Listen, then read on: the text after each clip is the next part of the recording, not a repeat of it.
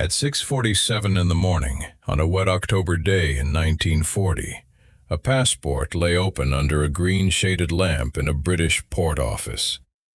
The room was narrow, the ceiling was stained by coal smoke, rain tapped softly against the window over the quay, and the man studying the passport was not a detective. He was a printer. His name was Thomas Reed. Before the war, he had spent 15 years in a London print shop, setting metal letters into frames until his fingers knew the shape of a typeface before his mind had named it.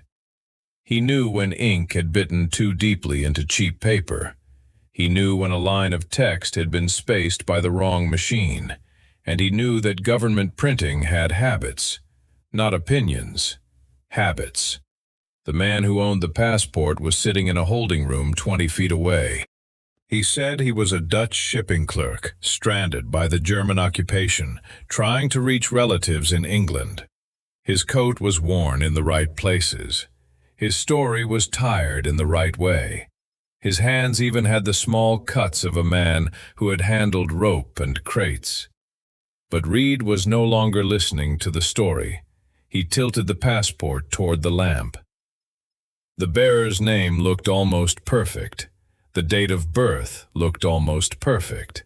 The official stamp was good enough to survive a hurried inspection at any ordinary desk.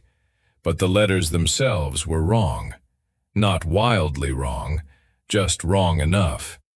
The lower curve on the R had too much weight. The figure 4 closed too sharply at the top.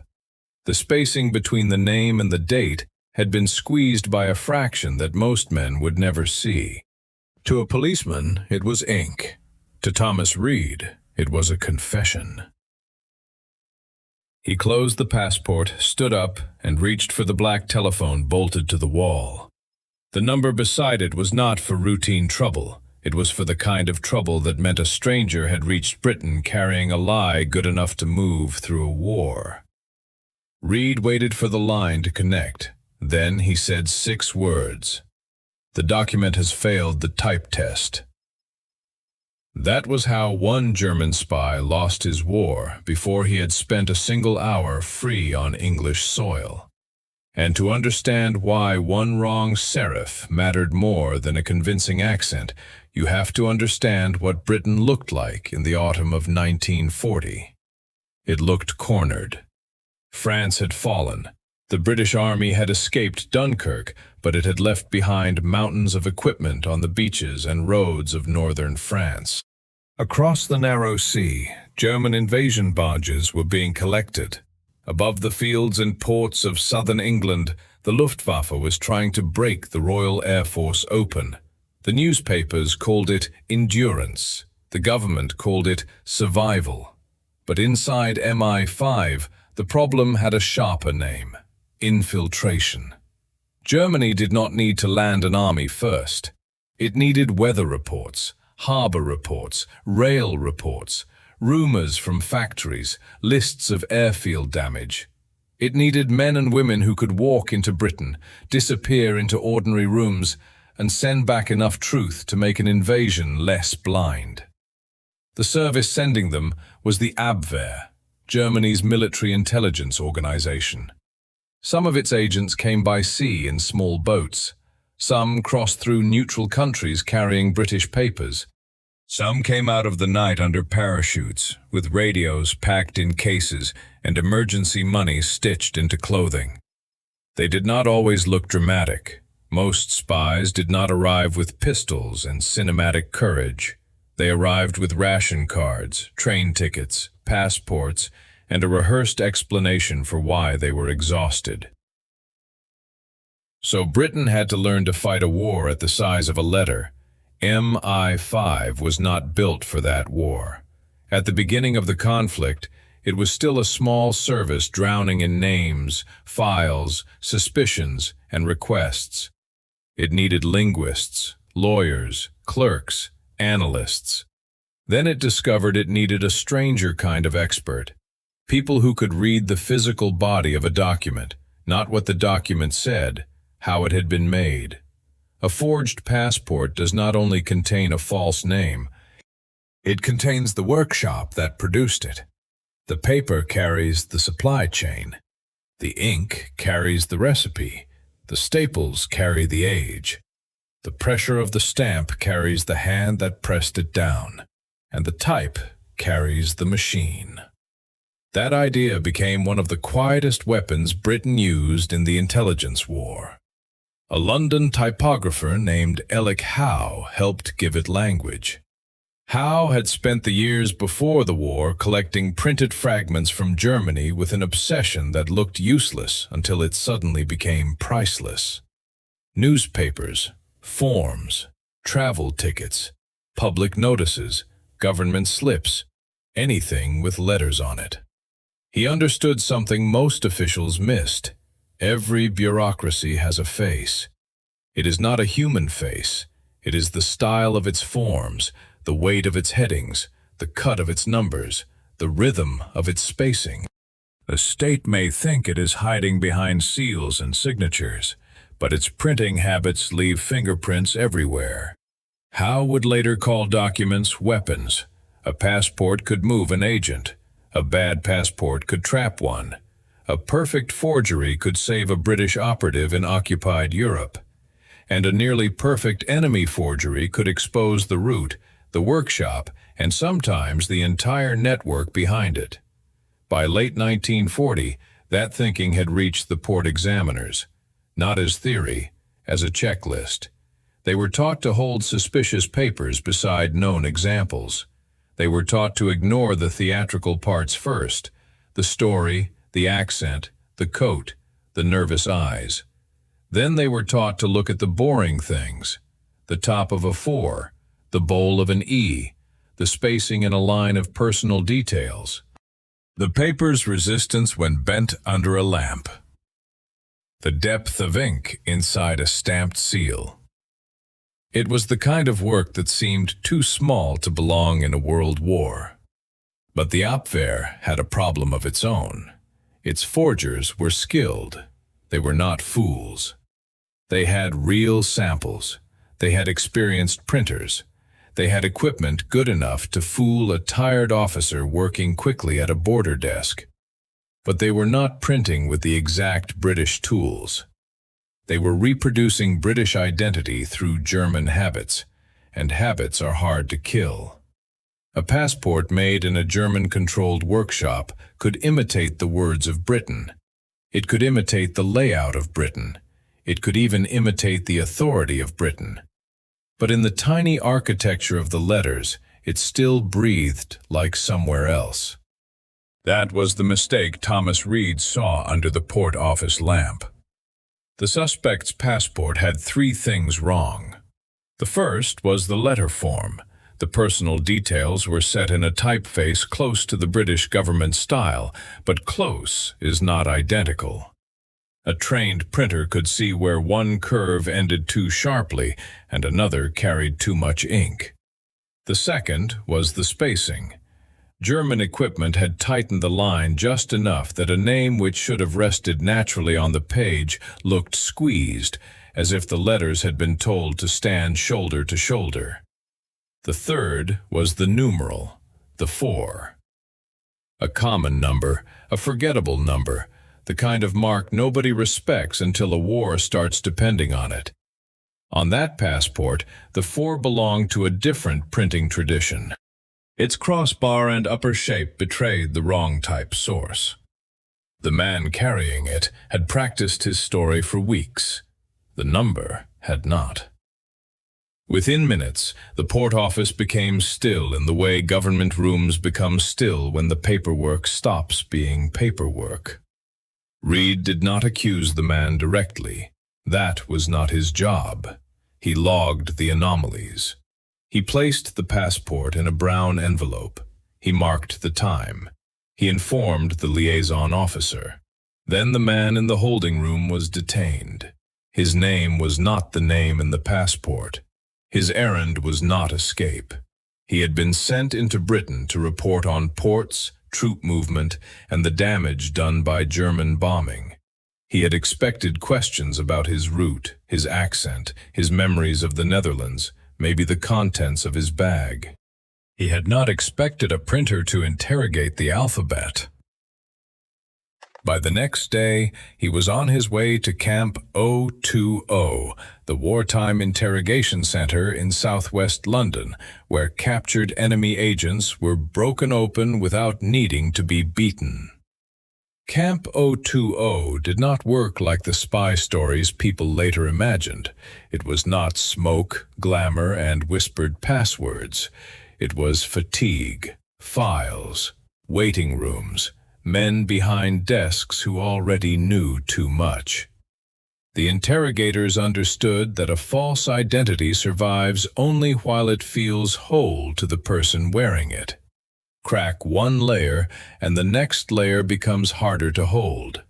A forged passport was not just evidence, it was leverage, because the typographical errors did not only prove the document was false, they suggested where the false document had been made. A repeated spacing error could point to one workshop. A repeated numeral could point to one batch. A paper stock could point to one route of supply. This meant that when a captured agent sat down to defend his cover story, MI5 was sometimes already holding the shape of the organization that had sent him. That is what made the discovery so dangerous to Germany. One bad passport did not merely catch one spy, it helped build a pattern, and patterns became a map. Throughout 1940 and 1941, more agents came in, some by boat, some by air, some through neutral routes. Some were frightened amateurs, some had been promised money, some believed Germany's victory was inevitable and wanted to be on the winning side before it arrived. But again and again, their documents carried tiny wounds, a line too tight, a seal impressed with the wrong pressure, a date that looked official until the number betrayed its parentage. The British examiners began comparing failures. MI5 began filing them not as isolated mistakes, but as families of mistakes. That was when the war at the size of a letter became something larger. It became a way to identify not only the lie, but the liar behind the lie. For Germany, the disaster was invisible at first. From the Abwehr's side, an agent vanished into Britain, and then, after a short silence, a radio message arrived. The message sounded like success. It used the right cipher. It carried reports from the right district. It included the kind of detail a real agent might send. So Hamburg, Brussels, Madrid, and Lisbon kept trusting the routes. What the Abwehr did not understand was that many of those routes had already been taken over. Captured agents were being given a choice: face trial or work under British control. Some refused. Some collapsed. Some cooperated quickly. Some cooperated because they thought Germany would lose. Some cooperated because survival is persuasive. The result became the double-cross system, overseen by the 20 Committee, whose name was a joke with a knife inside it. 20 in Roman numerals is XX, double cross. Under that system, Britain did not merely stop German espionage. It began to perform German espionage back to Germany.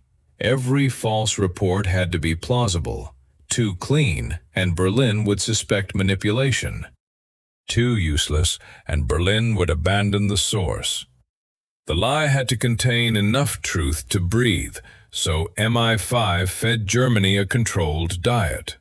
A real bomb crater here, a delayed airfield report there, small truths wrapped around larger falsehoods, and behind some of the earliest captures, there was still the same humiliating fact.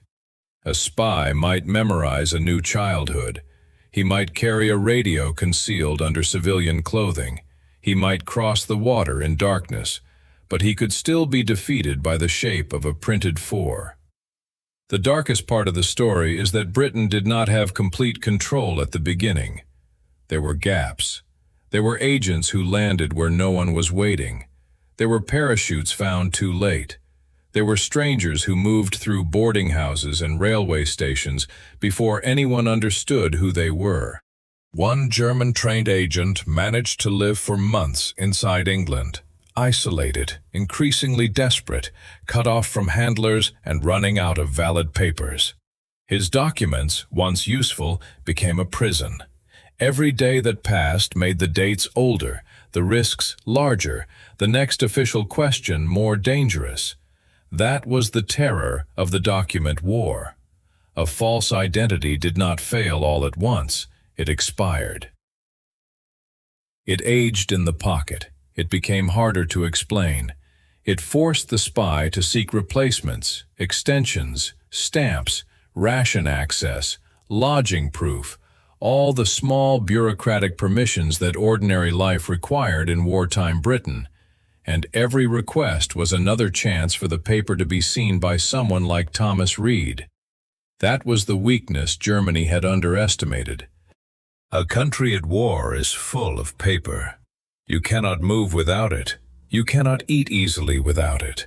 You cannot rent a room, draw rations, travel by train, or explain your existence for long without producing something official. The Abwehr thought forged documents were keys. MI5 learned to make them into bells. By 1942, the German forgers improved.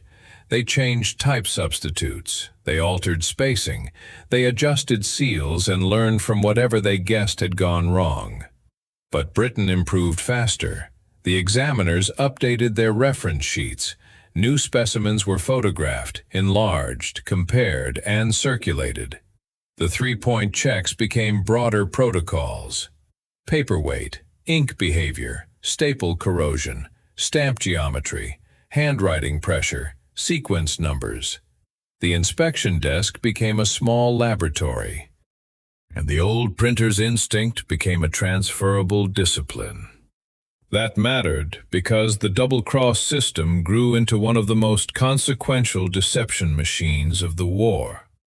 By 1944, the controlled agents were feeding Germany the story Britain needed Germany to believe, that the Allied landing in Normandy was not the main blow, that the real invasion would come later, farther north, toward the Pas de Calais.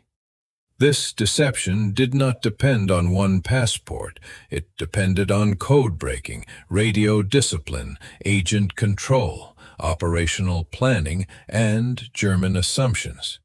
But the human pipeline that made it possible began with captures, and many captures began with identity.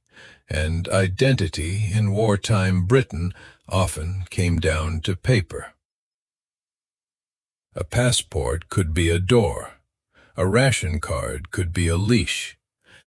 A train permit could be bait. A typeface could be a tripwire. That is the part of the story that still feels almost unfair. The Abwehr had aircraft, radios, ciphers, training schools, forgery workshops, occupied ports, networks across Europe. Britain had all of that pressure at its throat, and then, at a desk near a rainy quay, it had a man who knew that letters remember where they were born. Thomas Reed finished his shift report late that afternoon. The suspect had been removed. The passport had been sealed for transfer. The lamp was still humming over the desk. He wrote down the time of referral. He listed the anomalies in plain bureaucratic language: incorrect letter form, compressed spacing, numeral inconsistency, no flourish, no triumph. Just 3 small failures in ink. But those failures belonged to a much larger collapse. They belonged to a war in which Germany kept sending agents into a country that had learned to catch, turn, and speak through them. They belonged to the chain that led from a forged passport to a detention room, to Camp 020, to controlled radios, to false invasion maps, to German divisions waiting in the wrong place, all because the document looked perfect to everyone except the one kind of man Germany forgot to fear. Not the man with a gun, not the man with a badge, the man who could see that one letter had been born in the wrong workshop. On the shelf of a London printing office, old specimens of German forms sat in folders. Tickets, notices, scraps of official paper. Useless things to anyone who did not understand them.